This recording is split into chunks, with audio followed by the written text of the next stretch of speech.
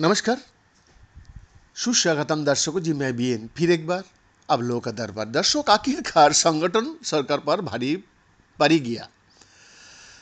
नाजुल संपत्ति विधेयक 2024 को सरकार ने पावर समिति को भेज दिया है।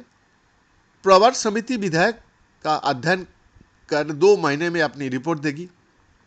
विधानमंडल के सदस्यों के मांग के अनुरूप संभावित संशोधन के साथ समिति अपने सुझाव सरकार को देगी। बीजेपी विधायकों की विरोध को आगे सरकार को झुकना पड़ा और अब इसे संशोधित करके ही दोबारा विधानसभा में पेश किया जाएगा। इसका मतलब है कि अब ये विधेयक ठंडे बस्ते में चला गया है। बुधवार को विधानसभा में बीजेपी के विधायकों हर्षवर्धन वाजपेयी और सिद्धार्थनाथ सिंह और सरकार के नजदीकी माने जाने वाली राजा भैया ने बिल पर आपत्ति दर्ज कराते हुए इसे पावर समिति का पास भेजने का मांग उठाई है। हालांकि शंका बल के आधार पर इसे पास करा लिया गया था। गुरुवार को जब बिल को विधान परिषद में रखा गया तो यहां भी सरकार को अपने यानी कि अपनों की ही नाराजगी झेलनी पड़ी। विधान परिषद में नेता सदन केशव प्रसाद मौर्य ने जैसे ही ये विधेयक रखा वैसे ही बीजेपी के अध्यक्ष एवं विधान परिषद सदस्य भूपेंद्र चौधरी इस विधेयक पर असहमत नजर आए। ये सरकार के लिए असहज स्थिति थी।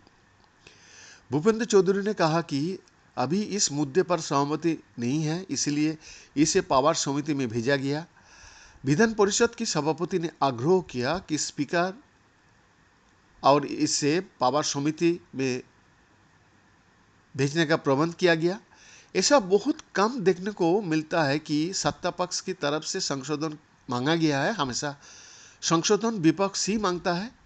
पावर समिति में बिल को भेजने से बीजेपी के कई विधायक खुश दिखे। हर्षवर्धन वाजपेयी ने बुधवार को इस विधेयक पर विधानसभा में आपत्ति जताई थी, लेकिन अगले दिन उनके सुर बदला हुआ था।